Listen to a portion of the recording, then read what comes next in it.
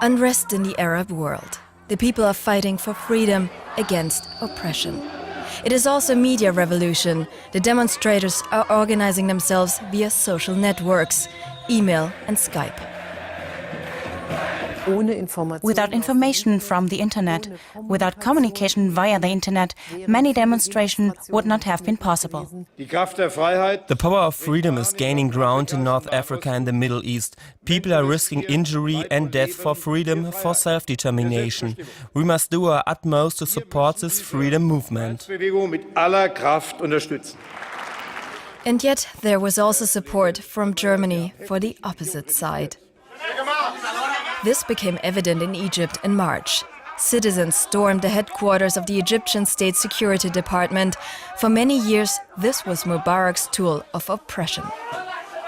We found files, lots of files on NGOs, files on Islamic groups, files on activists and everything like that. With his mobile phone, he filmed everything. And Mustafa Hussein also took documents with him, securing explosive material. A secret offer from the German-British company Gamma. It concerns Finfisher spyware. The installation, training and 2 years maintenance was set to cost the Egyptian State Security Department around 300,000 euros. It's not only software, it is exactly like weapons.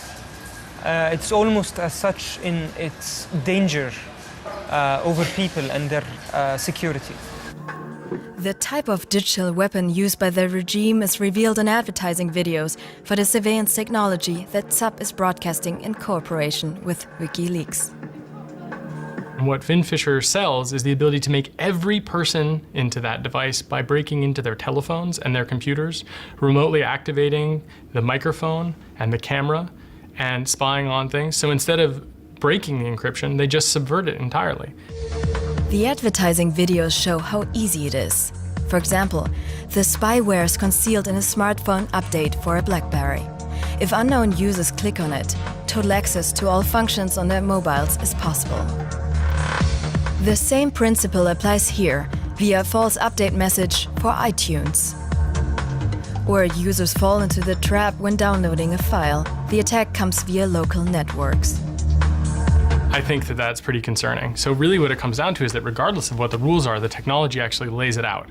And so these guys know they're making tools for thugs, promoting thuggery on the internet to break into everyday people's core of their life.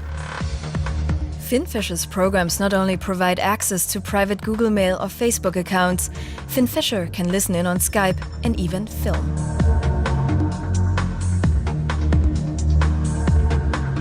This kind of software is not for freedom. This kind of software is helping the dictatorial in other countries to spy and to attack the activism and to attack their freedom. The Egyptian woman became famous via her Facebook page and was even proposed as a potential candidate for the Nobel Peace Prize. Now she knows she was under surveillance. In a file on her, she found emails and transcripts of conversations. Even the tool will attack others' freedom, attack others' democracy in other countries.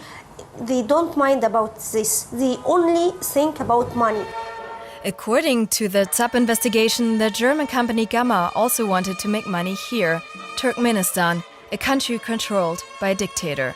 Behind the opulent facade, there's merciless oppression. Turkmenistan is known for massive human rights violations, no free media, the opposition in exile, people disappearing without a trace.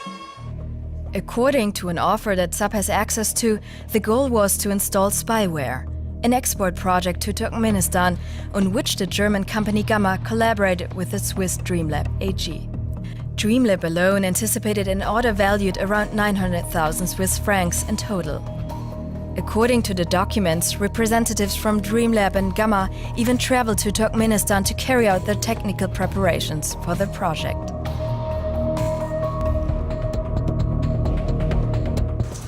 He has been covering this sector for years. For the journalist Erich Möchel, the companies carry part of the blame. Because in acting in this way, repression and torture are encouraged. There's nothing else to be said. There aren't any laws there that force any kind of restraint on the state forces using such equipment.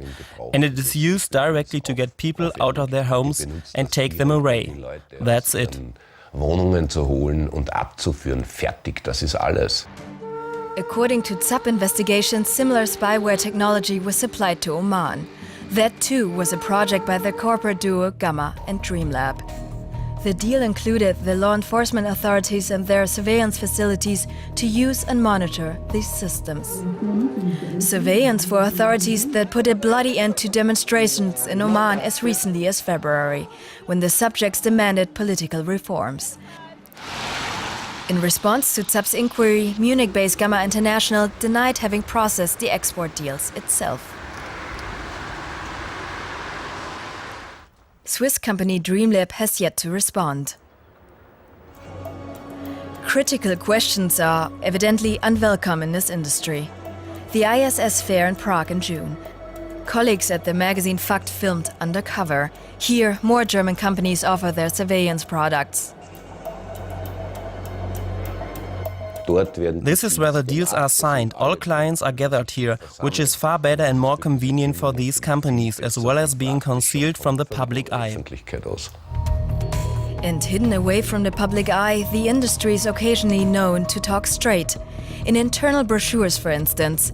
In its pamphlet, Munich-based company Ellermann openly advertises its surveillance technology, stating that it can be used to identify political opponents.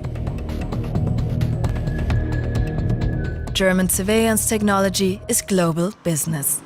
Utimaco from Aachen delivered its surveillance product to Syria. Utimaco confirmed this to ZAPP. Trovicor from Munich.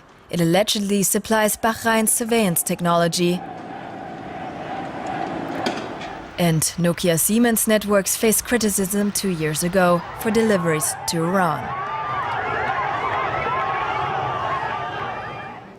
He wants the companies to take responsibilities at last. His father, Iranian journalist Issa Sahahis, was arrested in 2010. His son claims with the help of German technology.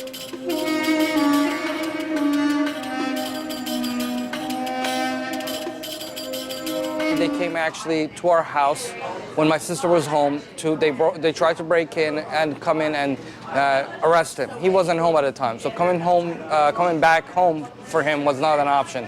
So he fled to different cities to be able to still cover the election and what happened afterward. In doing so, he was tracked using his cell phone. The son later discovered his father was severely beaten by 6 policemen at the time of his arrest. They broke his ribs and wrist. Then, weeks of solitary confinement in prison. Father and son now plan to take legal action against Siemens, Nokia, NSN.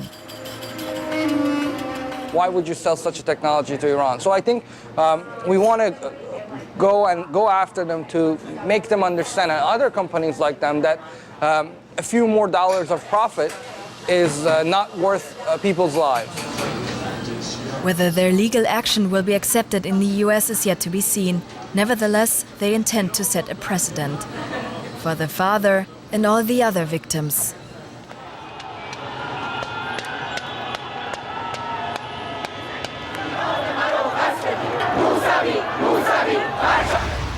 NSN should have been aware of the possible consequences of supplying such countries. Why was a deal signed nevertheless? We acquired this division in 2007 and sold it in 2009. Naturally, business continued in the intervening years. We are not happy about the deliveries to Iran and have said so on a number of occasions in the past. We would have been happy if we had managed to sell the division earlier.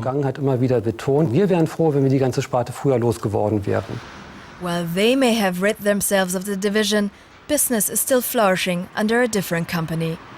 As a policy paper shows, the German Federal Ministry of Economic Affairs, which is responsible for exports, considers surveillance IT a future market and one it would like to promote.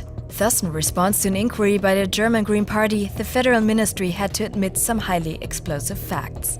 Exports of surveillance technology may be supported by export credit guarantees. This means that the German government is directly or indirectly encouraging the export of surveillance technology abroad, and we suspect also to dictatorships and totalitarian regimes where it is used to oppress the population. The ministry was not willing to provide any details of the exports in response to a ZAPP inquiry. So that's how the government supports freedom movements in totalitarian regimes.